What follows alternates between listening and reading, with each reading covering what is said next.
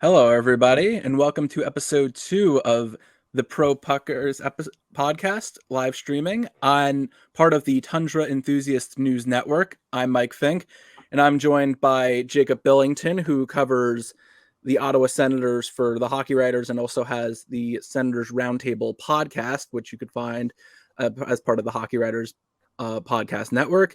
And so, Jacob, how are you doing? And I'll do an icebreaker. When did you realize, what age did you realize that you're more likely to be writing about hockey instead of playing it? That's a good question. I'm doing really good. Thanks for asking. I think that I was a pretty steady stay-at-home defenseman that played house league. So didn't think my hockey career was going anywhere. But as I started, once I got into high school and stuff, I'm like, you know what? I really still love hockey and I want to talk about it all the time. So that's when I kind of started reaching out to some people and getting in the business, I guess. Yeah, I mean, I think that's all of us where at some point we realize we want to still be part of the hockey writing or hockey coverage industry. So Jesse, I guess the same question applies to you. Jesse Courville-Lynch, who writes about the NHL at large for the Hockey Writers and also has his own YouTube channel, which you can watch, talks about the NHL and some prospects and a bunch of cool stuff about hockey. It's Mug TV. So Jesse, how are you doing? And similarly, what age did you realize you weren't going to make it as a pro and might as well start writing about hockey? I'm good. Thank you for asking. I played hockey up until I was about 20. I played at the junior level for a few years. And then once I started to get into the coaching side of things, as well as realizing hey, maybe I don't really like the love of playing it anymore. I was like, well, let's see what else I can kind of pursue. And then the writing side of it was always something I was interested in because I always loved covering it, looking at the news, looking at the rumors. So getting into that side of covering it and writing about it was something I was like, okay, you know what? Let's go into it. And that was a few years ago now. So, yeah, I feel like it's going to be a bad question to ask someone who's a prospect. Be like, oh, when did you realize? It's no, he's still ready to make it to the NHL. But that's further down the road, I'm guessing, on this thing. But we're gonna dive into the Eastern Conference Finals, and it's exciting. Really great matchup. I'm really excited for it. I'm sure you guys are as well. But before we do that, we're recording on Monday, so tonight is Game 7. Vancouver Canucks, Edmonton Oilers in Vancouver, both Canadian teams, the last two. So we're guaranteed one in the Final Four. Hasn't been a Canadian team to win the Cup since 1993. Just real quickly, Game 7, been a fun series. Any quick thoughts? We'll start with Jacob. What are you expecting to see, and what are you looking for in this game? I have no idea what I'm expecting to see. I could see it being a 1-0 game for either team or 6-1 for either team. This is one of the most unpredictable Game 7s ever. So don't know if Corey Perry's going to be in the lineup. It's going to be Stuart Skinner starting for Edmonton. Don't know. Brock Besser's out for Vancouver. Obviously, Thatcher Demko is out as well. So there's just a lot of moving pieces for both of these teams, and it's just so unpredictable where this is going to go because the series has been back and forth, and it's going to be either a shutdown game or wide open. I expect the Oilers to come out on top, but I couldn't even begin to kind of guess as to what kind of game it's going to be. Yeah, I forgot to mention the Brock Besser absence, which is really just unfortunate. I mean, yeah, his blood clotting issue, and that's an unknown timetable, and he's not. I mean, for starters, you hope he's just all right, and then on top of that, the other part is that he's been one of the Canucks' best players. 3 goals, 3 assists in this series. Jesse, any quick thoughts on this series? Or like you guys said, Besser's been one of the better players in this series, so losing him is going to be huge. They've already been down Demko, but Salovs has played well. Like Jacob said, it's unpredictable. It's going to be a really good Game 7. I think, like he said, it could be a 1-0 game for either team. It could be a 6-1 game for either team. So I would lean more to it being a closer game since that's how most of the games have gone. But like Jacob said as well, I think I'm going to lean the Oilers on this one tonight. So funny, I thought one of you were going to pick the Canucks. I'm picking the Canucks in this game. I'm going to go 3-1. And I think for me, it's more of I don't know who to bet on, but I know what to bet against. And I'm going to bet against Stuart Skinner. If there is something I could bet on against, it's going to be him just having a bad performance. I mean, if 3-1 game won't be so bad, but if I could say one thing that it's I'll bet on that. I'll bet on Seelov's putting together a good night and net, and Stuart Skinner turning into a pumpkin. I guess. I mean, it could go either way, honestly. Though, like he could have a big game. Who knows? Anyway, so let's now Eastern Conference. We got the Rangers, President's Trophy winner. Florida Panthers won the Atlantic Division, had the best record in the Atlantic Division, third best in the Eastern Conference, because technically the Hurricanes had one more point. And well, the first thing I think about is like what's going to define the series, what matchups, or what do you see happening? And Jesse, what stands out for you in this series?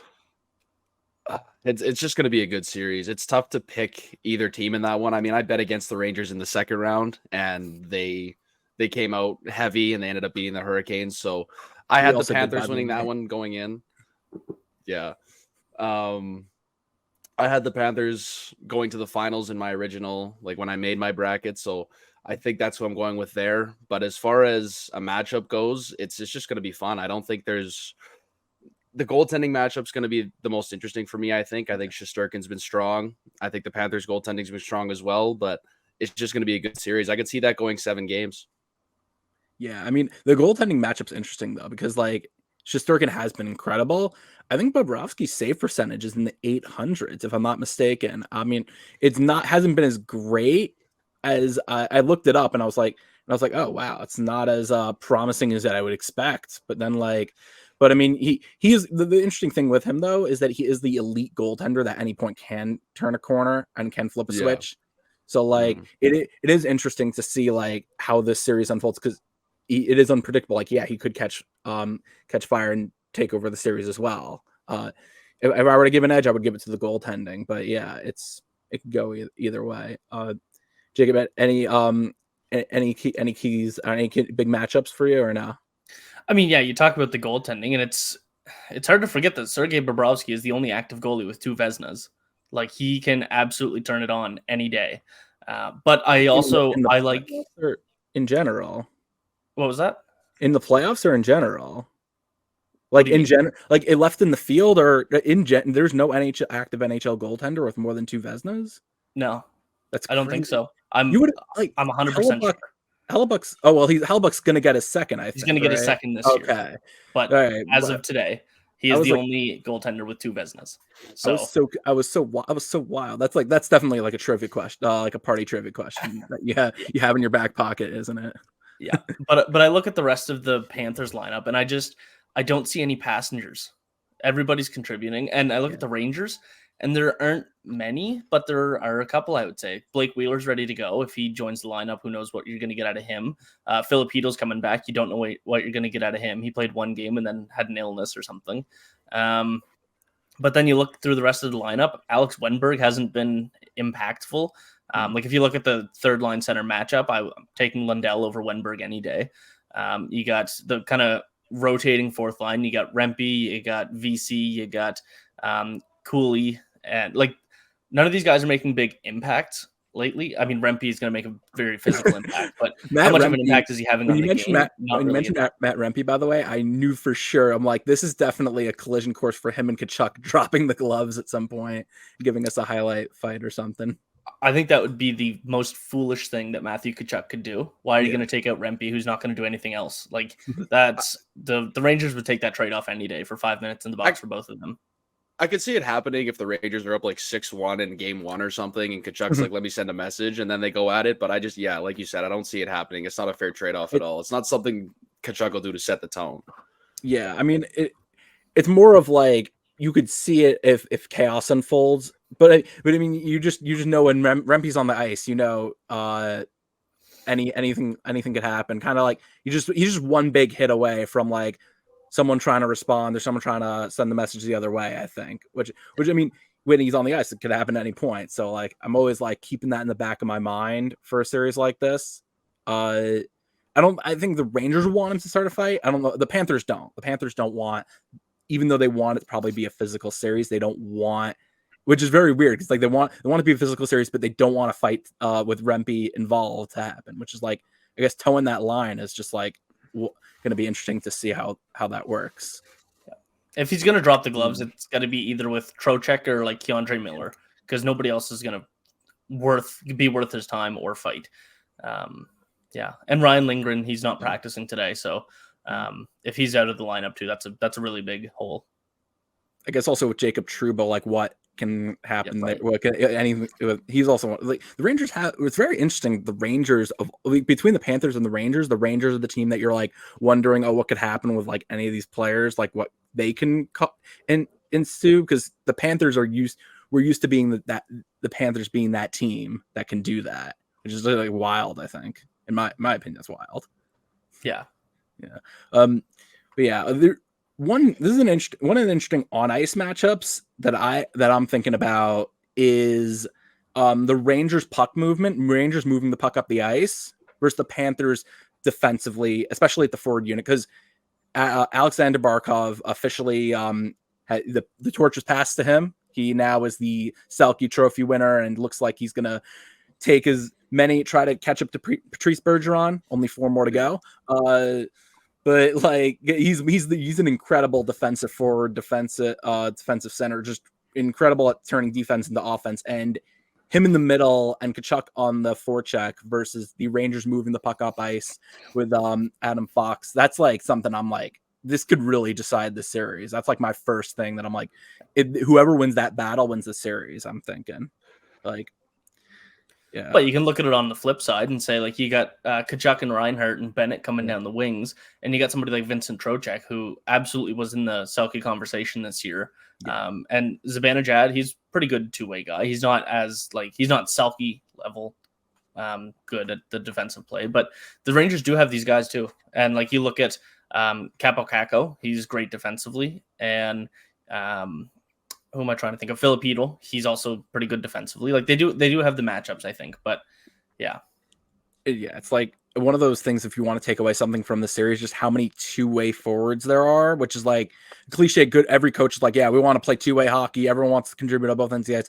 These teams really embody that, which is like, yeah, it says a lot about why they're here, I think. Yeah, but yeah, it's like that. I think is a big matchup, and I think that's like something that I think it's interesting because like throughout the forward unit for both teams, they're both gonna make that difference almost, which I think is huge in the series.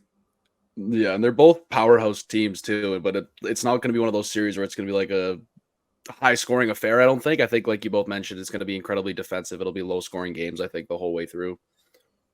Yeah, and I think that by the way is the other one of the interesting things. If the Panthers want anything, they want to keep it slow. They want to keep it defense first because they have a good offense. Obviously, I mean they wouldn't be here without a good offense. But they allowed 2.4 goals per game. I don't know the exact number, so I want to say 2.44 and find out it's 2.41 or something during the regular season. Yeah, whatever. It's like one of those things you type it in an article and then all of a sudden you have to send it back or something. But you have Hockey Reference there for it. Whatever. Writers' issues. But they allowed only 13 goals in the second round against the Bruins, and they're known they could slow the series down. They could win with with their forechecking presence. And really, especially when you have Tkachuk out there and Sam Reinhart's been stepping up defensively too. They want that series. I think the Rangers, it's almost like one of their keys to victories if they could speed up the series and win and make it a high scoring series. Seems that way. Mm-hmm. Yeah, both teams can play that way, and both teams can play either way. So it's going to be really interesting to see who kind of takes the charge and dictates what kind of play it's going to be, because they're both pretty adaptable teams. Yeah. I mean, that's part. I mean, I still think though, if you were to give one team, what team wants it to be a high scoring series, what team wants it to be 4-3 or 5-4, I would say the Rangers. I also say that just coming off the second round, they won a few games where they had to put up 4 goals or 5 goals to win against the Hurricanes, and that's, I think they're coming off that. Maybe it's just like short memory. The Panthers just had to eliminate the Bruins offense to win the series. Coming off that. I'm actually going to disagree with you. I'm going to say that I think the Florida Panthers would benefit more from a high scoring series, just because I feel like they have more well-rounded offense. So like you got Carter Verhaeghe, Barkov, Tkachuk. Barkov and Tkachuk are two of the highest scoring forwards in the playoffs so far. and they're well over a point per game. And I know that you got Zibanejad and Trocheck and all these guys that are doing really well, but I think that you include Verhaeghe, Sam Bennett, Sam Reinhart, and I don't know. And if Brandon Montour can pick up a few more points, Aaron Ekblad can play a little bit better. He hasn't been fantastic in these playoffs, to be honest. But I don't know. If I'm looking for a team that's going to win the high-scoring games, I'm looking at Florida. I think it's interesting that they have. I mean, they have had those games where they've run up the score. I think the interesting thing is when you look at their defensemen, Brandon Montour I think has 2 or 3 goals, and Gustav Forsling has two or three of his own in this playoff run. I think the Rangers, interesting, their defense hasn't put up as many goals. They're not opening up the offense from the point. I think their difference is it's very interesting. Like, they have, like, Adam Fox is one of the defensemen. He does put up goals and he has assists, but his biggest impact is those stretch passes or those outlet passes where he springs open Panarin or Zibanejad on the rush. And I think, and when I just can't get that out of my, maybe it's because I've watched too many Rangers games where they've run up the score on these teams, and it's like, oh yeah, no, they can win on the rush, but it's their defensemen just have the ability to send the puck up to the blue line and make that difference. And that's kind of also why I see the Panthers stopping it. Yeah. So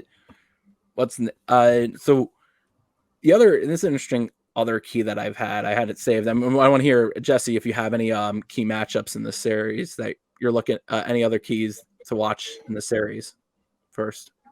In this series, you guys have mentioned, like, the first one that came to my mind obviously was the goaltending, and like you said, Shesterkin's been good. I wasn't aware that Bobrovsky's save percentage was that low, but like you had said, it's unpredictable. He could be really good. He could be really bad. I think the Panthers' key there could be how he plays, at least for 1 or 2 of those games. The physical matchup's going to be huge too, I think. Tkachuk and Rempe obviously are the key guys that we'll be looking for, but both teams have a number of guys who can play physical. Trouba can step up and lay a huge hit, get his team going. The Panthers have probably their whole roster is willing to throw a huge hit and get their team going. So I think the physical matchup on a nightly basis is what's going to win each team the game. Yeah. I mean, I'm looking at what kind of series this becomes, but at the same time, like, who wins once it becomes that kind of series, whether it's a fast-paced series where both teams are just moving up the ice, or whether it's slow it down and then hard hits, dropping the gloves a few times. Once it becomes that kind of series, or especially over a 6 or 7 game matchup like this one should be, then who wins that matchup, or who wins those battles? Like, if the Panthers can win a high scoring series and win with their offense, if they can do that, then it's like, yeah, that's what's going to decide the series. I think. Yeah. So, I mean, I guess real quickly, one of the things the other things to watch out is, we always talk about X factors, and I don't really want to dive too much into squinting at like a bottom 6 forward, say he'll take over the series, or like a middle pair defenseman saying, oh yeah, he'll get a few shots from the point. Which star do you have taken over the series? So Jacob, I'll start with you. Which star is going to win this series in the for whoever team, like, you have which star is going to take over? I'm going to go with he was the star in the second round series, and I'm going to go Sam Bennett. I think that he's such a pest. He can get the offense as well. And I think that just his presence is so important. He's like Matthew Tkachuk, but not the superstar that you can't send to the box, right? Like, with Sam Bennett, you're not too upset if he's going to the box or if he's sitting out for 5 minutes. Yeah. But with Matthew Tkachuk, you can do that. So Sam Bennett is my pick for sure.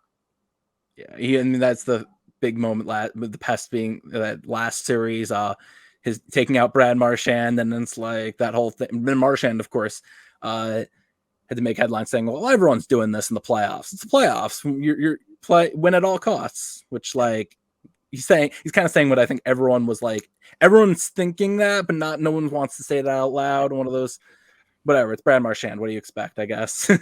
Yeah. But anyway, so yeah, Jesse, which star you think's going to win this series for there? Bennett would have been my original answer, but I won't copy you. So I think at the end of the day, it's hard to bet against Carter Verhaeghe for the Panthers, but Zibanejad is a guy that I'm going to watch. Like, I think Zibanejad can be that guy, that he's a fantastic playmaker. He can put the puck in the net. He can play physical. He's strong defensively. I think if somebody from the Rangers are going to step up and make a huge impact, I think it's going to be Zibanejad. Yeah, I like what I like about Zibanejad, especially watching the last round, is how many ways he finds the back of the net. Like Chris Kreider is like, in contrast, Chris Kreider is one of those guys, like, he knows where his bread is buttered, where he waits around the net, waits for the puck to find him. And we either love or hate those players. We love them if they're scoring 40 goals. We hate them if it's only like 20, because like you're just waiting for your goal. But with Zibanejad, it's just like he does find goals in the dirty areas, but he also like has a good shot and he makes a big impact in the series.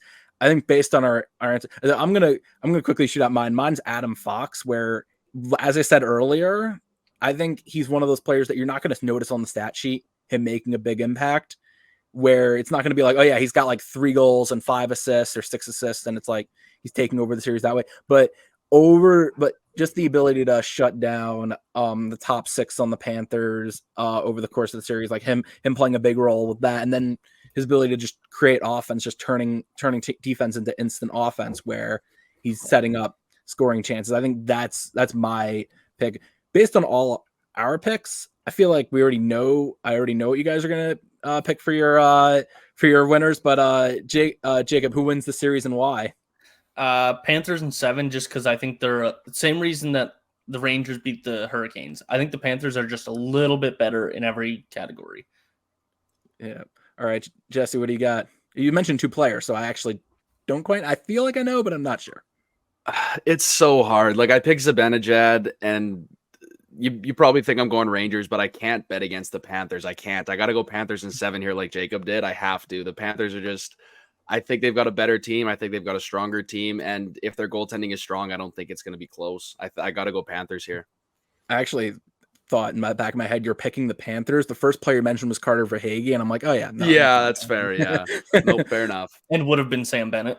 Yeah, and it would have been Sam Bennett. So it's like, yeah, would have been Sam Bennett. Yeah, it's just like when you're thinking about the Panthers all podcast almost, and it's like, yeah, you got to pick them. Based on my picks, I'm picking Rangers in this series. I want to be a little salty and say Rangers in 4, but no, I'm not going to do that. I think it's going to be Rangers in 7. It's going to be one of those fun matchups, just like a great back and forth series. If the playoffs have been any indicator, which I hope they have been, the first round sucked, terrible first round. Second round was great, like really good second round. Every series was 6 games except for the series we're about to conclude, which is 7. And hopefully, if that's any indicator, we're in for 2 7-game deep series that go the distance, that are memorable, and then a Stanley Cup Final that is like one of the best of our ever, and one of the ones that we can remember for years. But it's fingers crossed. That's what we're rooting for. But yeah, you never know. Hopefully. All right. So looks like we're running low on time. So real quickly, Jesse, any articles, podcasts, things you want to quickly plug before we wrap up? I won't take too much time. Obviously, you can find me at my Twitter at Courville-Lynch. I share all my articles there. I run my Instagram account, The Mug NHL, and then my YouTube channel, like you mentioned earlier, The Mug TV. I'm hoping to get some more content on that this summer. So other than that, you can find me all there. Yeah, and also on the make sure to check out his work on the Hockey Writers. Great stuff across the NHL with the Washington Capitals, as the Ovechkin jersey might be a indicator of, but also the Oilers and just the NHL at large and prospects stuff. Great. And Jacob, any quick plugs for you?